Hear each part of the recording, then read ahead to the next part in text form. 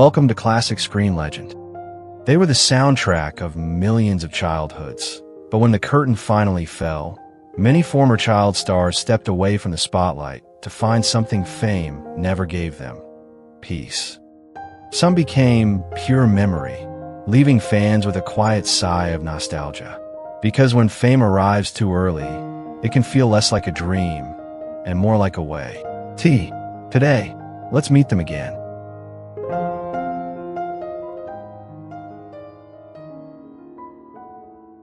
Beverly Washburn.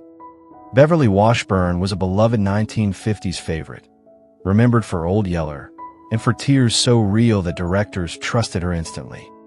Instead of crashing after childhood fame, she worked steadily, then stepped back on her own terms. She later told her story in her memoir Real Tears, The Beverly Washburn Story. Today, she's 82, celebrated for resilience, not scandal.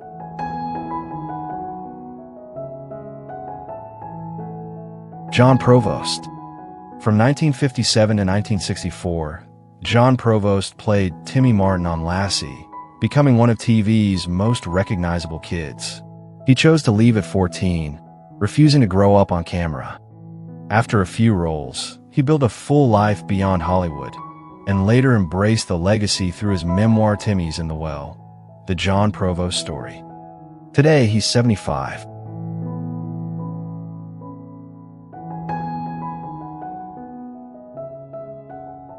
Martin Stevens. At 11, Martin Stevens unnerved audiences in Village of the Damned, then delivered chilling poise in The Innocents. Rather than chase the spotlight, he quit acting while still a teenager and retrained as an architect. His disappearance wasn't tragedy, it was a choice to grow up off camera. Today, he's 76, remembered as one of horror's earliest unforgettable faces.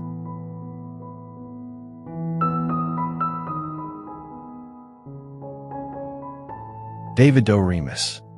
David Doe Remus rose to fame as Hal Everett on ABC's Nanny and the Professor, 1970 to 1971, then became a teen TV staple as G.W. Haynes on the Waltons, 1972 to 1977. After his final screen credit in 1981, he left Hollywood for good. He later worked in the electronics installation business in Los Angeles, choosing a normal life over constant attention. Today, he's 68.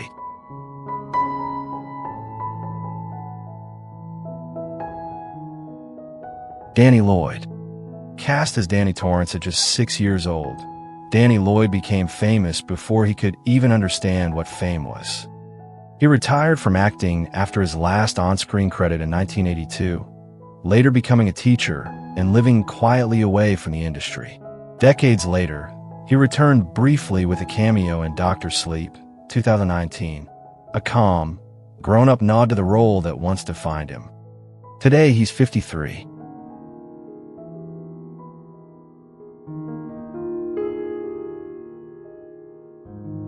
Carrie Henn. Cast at 9 as Newt in Aliens, Carrie Henn was launched into sci-fi legend before middle school. The sudden attention wasn't her dream, so she walked away from acting right after the film. She focused on school, became a teacher, and kept fame at arm's length, meeting fans only on her own terms. Today, she's 49.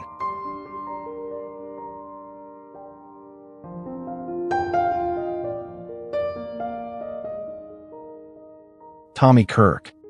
Tommy Kirk became a Disney favorite in Old Yeller, 1957, and The Shaggy Dog, 1959. As the spotlight cooled, he took smaller roles and eventually left acting in the 1970s. He rebuilt his life far from Hollywood, including running a carpet cleaning business.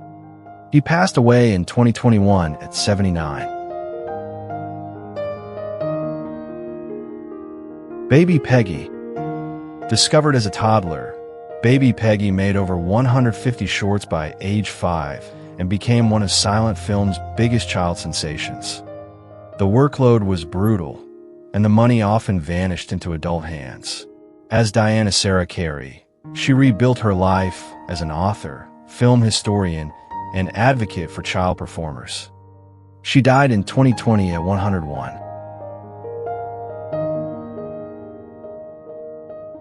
Deanna Durbin. Deanna Durbin's teen musicals were credited with helping keep Universal afloat, making her one of the era's biggest draws. But fame didn't feel like freedom. While still young, she quit Hollywood, moved to France, and protected her privacy for decades. She rarely spoke publicly again, choosing anonymity over applause. She died in 2013 at 91.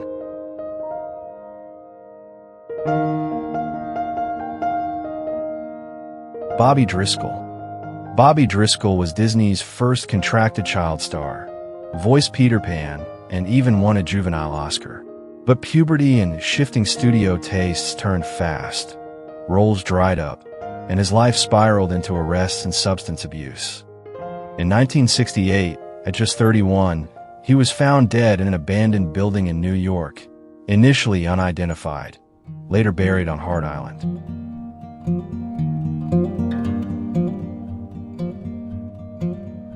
Stanley Livingston. Stanley Livingston became famous as Chip on My Three Sons, 1960 to 1972. After child stardom, he stayed in entertainment as a producer, director, and editor, learning the industry from the inside out. In recent years, he's focused heavily on teaching, helping actors understand the business side through workshops and coaching. Today, he's 75.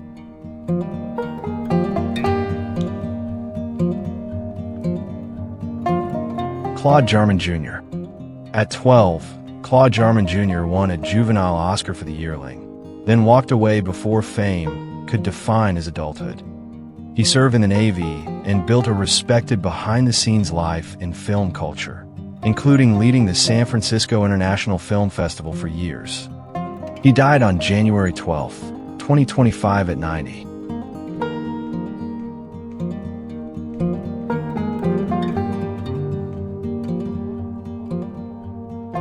Brandon DeWilde. Brandon DeWilde became unforgettable at 11 in Shane, an Oscar-nominated performance built on pure, childlike emotion.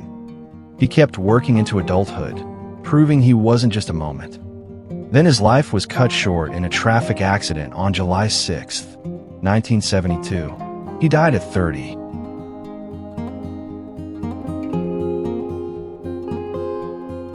Margaret O'Brien. Margaret O'Brien stole scenes in Meet Me in St. Louis and earned a juvenile Oscar at just 7. As she grew, the roles changed, but she didn't cling to the child star image. She stepped back for family and a quieter life, returning only by choice. Today, she's 89, honored for staying grounded and intact.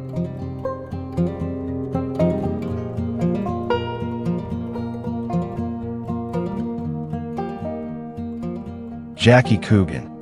Charlie Chaplin cast Jackie Coogan in The Kid, 1921, making him one of the first true child megastars. At 21, he discovered his mother and stepfather had spent most of his earnings, an outrage that helped lead to the Coogan Act protecting child actors' money. He later found a second wave of fame as Uncle Fester on The Addams Family. He died in 1984 at 69.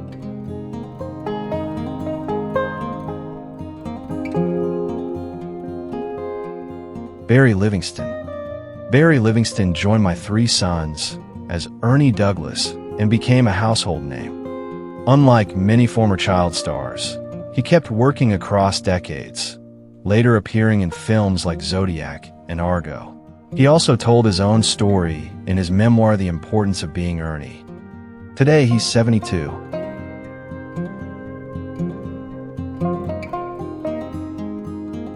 Thank you for watching Classic Screen Legend. These former child stars remind us that growing up on camera can cost more than anyone sees. Some chose business, teaching, or a quiet home life. Others live on only through the roles we still remember. If this video brought back memories, hit like, subscribe, and share it with someone who grew up watching them. Comment below, whose story moved you most?